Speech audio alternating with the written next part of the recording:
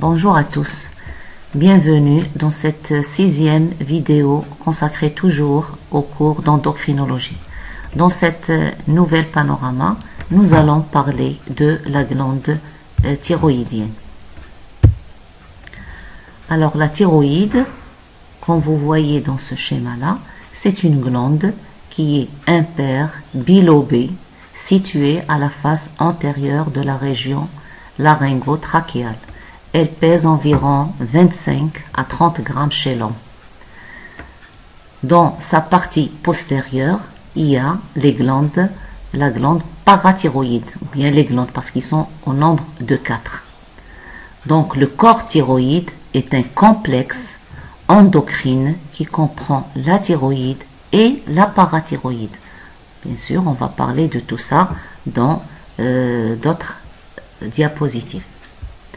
Alors, du point de vue histologie, la glande thyroïde, elle est constituée par des vésicules que l'on appelle follicules.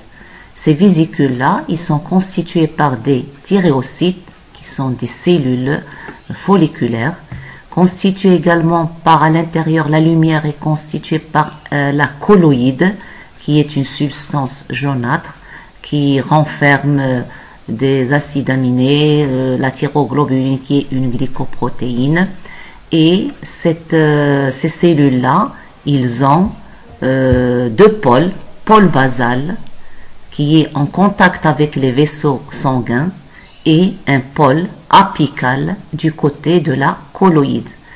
Entre ces vésicules, il y a un amas de cellules que l'on appelle les cellules C, ce sont des cellules parafolliculaires, et ces cellules-là, ils vont synthétiser de la calcitonine.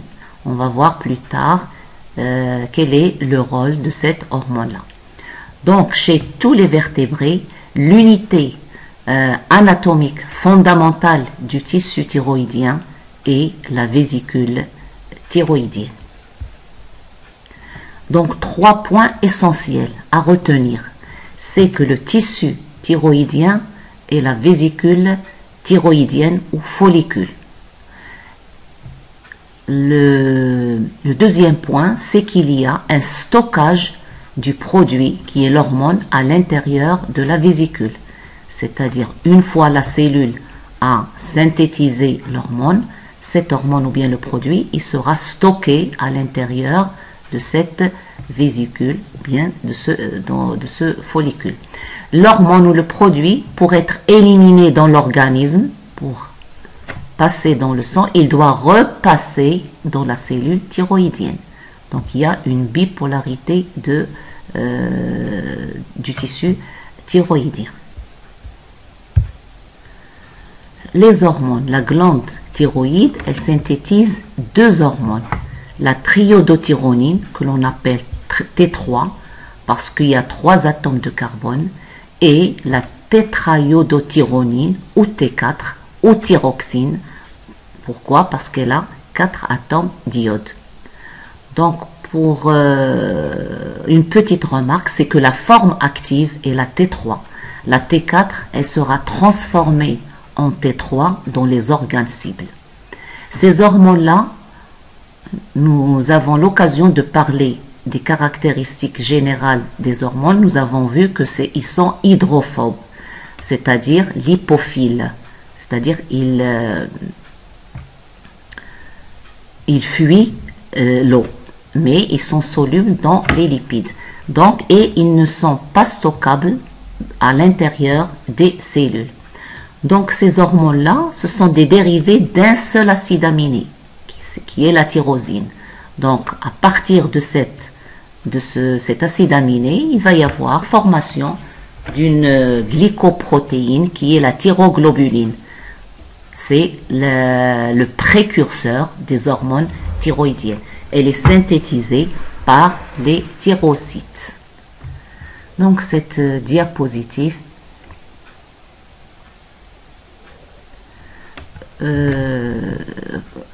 montre la structure des hormones thyroïdiennes. Comme vous voyez ici, la T3, triiodothyronine, donc 3 atomes d'iode, et la tétraiodothyronine avec 4 atomes d'iode. quelle est la fonction de l'hormone ou bien de la glande thyroïdienne? La thyroïde, elle est le siège de deux métabolismes, celui de l'iode et celui des hormones thyroïdiennes. Donc, cette glande thyroïdienne, elle passe par trois situations métaboliques possibles. Soit que la fonction thyroïdienne est normale, donc on parle d'une euthyroïdienne ou bien euthyroïdie, soit il y a un état d'hyperfonctionnement de la thyroïde, c'est-à-dire lorsqu'il y a un dérèglement de la thyroïde, c'est-à-dire elle fonctionne, elle sécrète beaucoup d'hormones thyroïdiennes, c'est ce qu'on appelle l'hyperthyroïdie, dont l'un des exemples est la maladie de Basedow, donc on parlera de cette maladie plus tard. Soit il y a une sécrétion insuffisante des hormones thyroïdiennes, dans ce cas on parle d'hypothyroïdie, donc hyper un excès, hypo un déficit. Par exemple, là, ce sont des observations anatomocliniques, c'est-à-dire dans un cas de pathologie de la glande thyroïde. Donc, on parle d'un hyperfonctionnement, comme je viens de dire, c'est la maladie de Basedow. Basedow, anciennement appelé goitre exophthalmique. Pourquoi goitre exophthalmique? Parce que c'est une maladie qui fait sortir les globes oculaires. Donc c'est un symptôme ou un syndrome qui est caractérisé sur le plan clinique par une hypertrophie du corps thyroïdien, c'est le goitre, c'est-à-dire un gonflement au niveau de la thyroïde, une exophthalmie, c'est-à-dire sortie des globes oculaires, et on peut voir même des signes de thyrotoxicose, c'est-à-dire des maladies qui sont, ou bien des symptômes qui sont liés à la thyroïde, tels qu'une tachycardie, c'est-à-dire une augmentation du rythme cardiaque, tremblement des extrémités, les doigts, les mains, ou bien un amaigrissement important. Ça, c'est du point de vue clinique. Du point de vue biologique, on peut remarquer une élévation importante du taux de la T3 dans le sang. Donc, si on fait une analyse de T3, on remarque qu'il y a une élévation de la concentration, une élévation anormale. On remarque également une élévation nette de la T4 et on a une TSH qui est la thyréostimuline indosable, c'est-à-dire qui est très très faible. Donc, rappelez-vous, nous avons parlé de cette hormone-là et nous avons dit que c'est une hormone qui est sous le contrôle d'une autre hormone qui est la thyréolibérine et que cette hormone, elle a sous son contrôle ces hormones thyroïdiennes. Donc, dans le cas d'un hyperfonctionnement, la TSH, elle est très très faible. On a également une rapidité et l'importance de la fixation de l'iode radioactif, c'est-à-dire rapidement, on a une grande fixation de l'iode radioactif. Et on a une hypocholestérolémie, diminution du cholestérol dans le sang. Au contraire, dans le cas inverse, un hypofonctionnement, c'est ce qu'on appelle le myxœdème primitif. La thyroïde, elle exerce à la fois un contrôle sur le métabolisme et sur la morphogénèse. Donc chez l'enfant, un trouble du développement corporel et intellectuel dû à un nanisme, c'est-à-dire qu'un hypofonctionnement, il provoque un nanisme avec un trouble de développement corporel et intellectuel. Donc le nanisme, il est disproportionné. Ça veut dire on a une prédominance sur les membres, c'est-à-dire les membres ils sont très petits, le tronc il est un petit peu grand, etc. Donc on a une disproportionnalité et c'est dû à une arriération mentale, c'est-à-dire et il y a également un retard pubertaire. Donc de ceci, on peut remarquer que les hormones thyroïdiennes, ils agissent en synergie avec les hormones de croissance, c'est-à-dire l'hormone de croissance, l'AGH, et les somatomédines, c'est-à-dire les facteurs de croissance. Chez l'adulte, un hypofonctionnement est appelé, c'est ce qu'on appelle un syndrome d'hypométabolisme. Ça veut dire tout le métabolisme, il est bas. Un ralentissement de l'activité physique et intellectuelle, une cholestérolémie élevée, une augmentation de la TSH plasmatique. Donc rappelez-vous, dans le cas d'hyperfonctionnement, on a une TSH très faible, et dans le cas d'un hypofonctionnement, on a une TSH très grande. On remarque également une hypohormonémie thyroïdienne, c'est-à-dire que T3 et T4 sont effondrés, c'est-à-dire leur concentration est très faible, et on a une fixation d'iode radioactif qui est inférieure à 20%, c'est-à-dire que la glande, elle ne fixe pas beaucoup d'iode.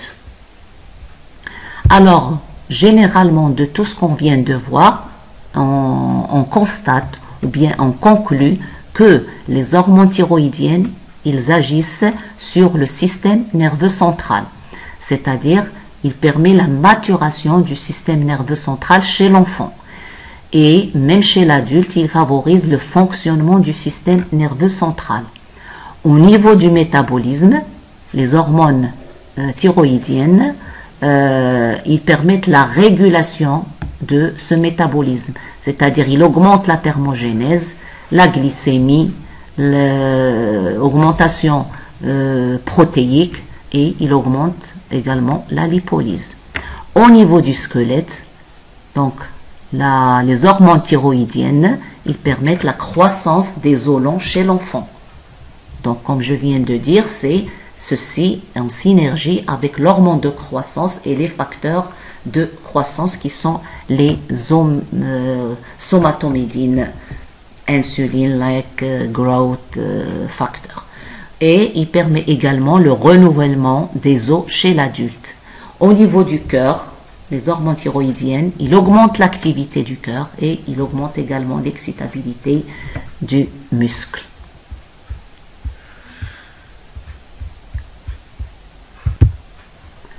Alors, comment sont synthétisées ces hormones thyroïdiennes? Donc, la synthèse des hormones thyroïdiennes s'effectue en plusieurs étapes dans la cellule principale. Donc, la première chose, il y a la synthèse de la thyroglobuline. Donc, cette thyroglobuline, elle est synthétisée, bien sûr, tout le monde sait comment sont synthétisées les protéines. Elle est synthétisée par les ribosomes du réticulum endoplasmique granuleux. Et elle est libérée dans la lumière qui est la colloïde du follicule à partir d'un seul acide aminé qui est la tyrosine. Deuxièmement, il va y avoir captation et concentration des iodures par les cellules thyroïdiennes. Comme vous le savez, l'iode, il est apporté à l'organisme sous forme d'iodure par l'alimentation. Donc la thyroïde, c'est une pompe à iode. Elle piège l'iode. Donc elle fixe environ 100 microgrammes d'iode par jour. Cette étape de concentration est favorisée essentiellement par la TSH. Donc l'iode, il est capté, comme je viens de dire, il est fourni par l'alimentation et il est capté sous forme d'ion iodure, c'est-à-dire I-. La troisième étape, il y a l'oxydation de l'iode, c'est-à-dire qu'elle s'effectue cette étape en quelques minutes, soit en I+, c'est-à-dire ionisé, soit en iode I2, c'est-à-dire diode. C'est l'iode moléculaire sous l'action d'une peroxydase membranaire.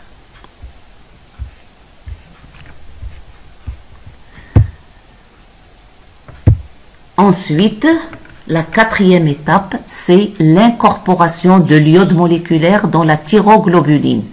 Donc, il y a iodation de la thyroglobuline dans la colloïde, c'est-à-dire que l'iode il va se fixer sur les résidus tyrosyles de la thyroglobuline grâce à une enzyme qui est l'iodine transférase.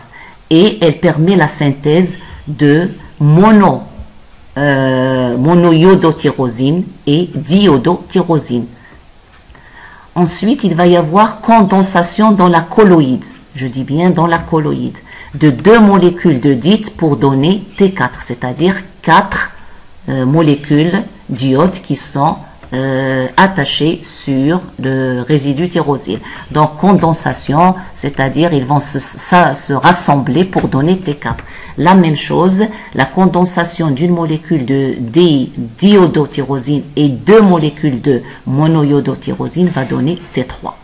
Donc une petite remarque, c'est que l'iodation des résidus tyrosyles est un processus rapide, c'est-à-dire en quelques minutes, il y a fixation de l'iode sur les résidus tyrosyles, alors que les réactions de condensation, c'est-à-dire le rassemblement des mites et dites, entre eux, demandent plusieurs heures.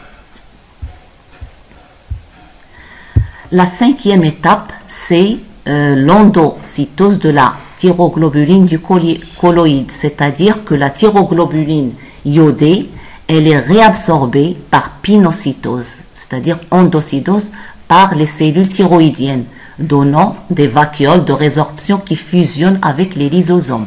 Donc ces vésicules-là, ils vont s'associer avec les lysosomes, là où il y a des enzymes qui vont lyser ou bien qui vont libérer les hormones thyroïdiennes. La 6e étape, c'est la protéolyse de la thyroglobuline, c'est-à-dire la séparation de T3 et T4 et des acides aminés. Donc cette protéolyse, elle est stimulée par la TSH. Elle est inhibée par l'iode à forte dose. Si on a une forte dose d'iode, cette protéolyse, elle va être inhibée. Et bien sûr, elle s'effectue sous l'effet des enzymes protéolytiques qui vont libérer dans la cellule des acides aminés, les mitélidites, c'est-à-dire les monoiodotyrosines et les diiodotyrosines, mais qui ne vont pas passer dans le plasma. Ils seront reprises dans le métabolisme cellulaire. Et il va y avoir également libération cette fois des hormones T4 et T3 qui sont libérées dans la circulation sanguine. Donc voilà les grandes étapes de la synthèse des hormones thyroïdiennes. Donc là, c'est le schéma qui résume tout ce qu'on vient de dire. Donc si vous regardez bien, la première chose, c'est la synthèse de la thyroglobuline et cette thyroglobuline qui va être libérée dans la colloïde, c'est la colloïde. Deuxième étape, c'est la pénétration de l'iode. Donc l'iode arrivé par l'alimentation, il pénètre sous forme de iodure et il va s'oxyder pour donner I2 ou bien c'est l'iode moléculaire et lui aussi il va passer dans la colloïde. Donc là, il va y avoir une formation iodation des résidus tyrosyles de la thyroglobuline, c'est ce qu'on voit ici, pour former les dites et les mites. Ensuite, cette thyroglobuline avec l'iode, elle va être libérée dans la cellule, retournée dans la cellule par le phénomène de pinocytose ou bien endocytose, et elle va se fixer avec des lysosomes là où il y a des enzymes, donc association avec cette vésicule avec des lysosomes.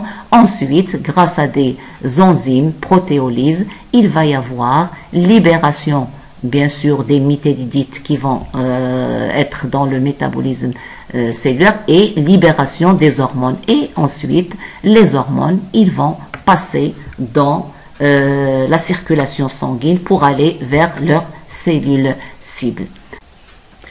Quel est le mode de transport des hormones thyroïdiennes dans le sang?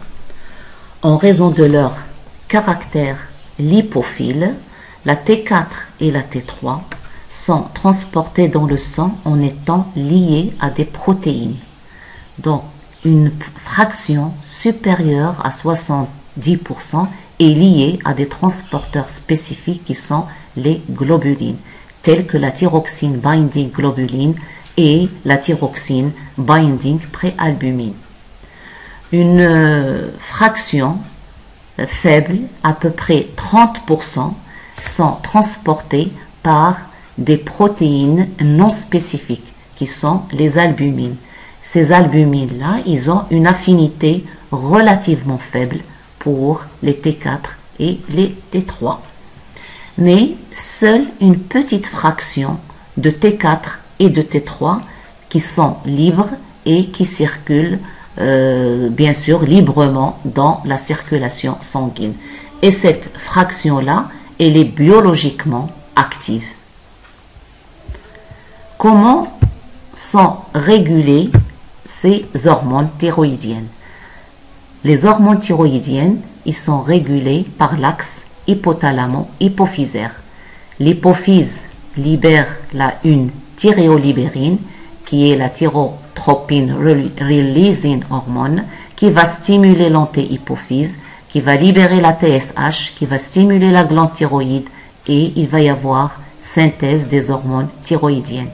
Une élévation de T3 et T4 va être sentie par l'axe hypothalamo-hypophysaire, qui va diminuer les hormones TRH et TSH de telle sorte que les T3 et T4 reviennent à leur valeur normale. Inversement, une diminution de T3 et T4 va permettre la stimulation de l'axe hypothalamo-hypophysaire par le phénomène de feedback positif, et en fin de compte, les concentrations de T3 et T4 retournent à leur valeur normale. On va rester là et on va continuer dans une autre vidéo, Inch'Allah.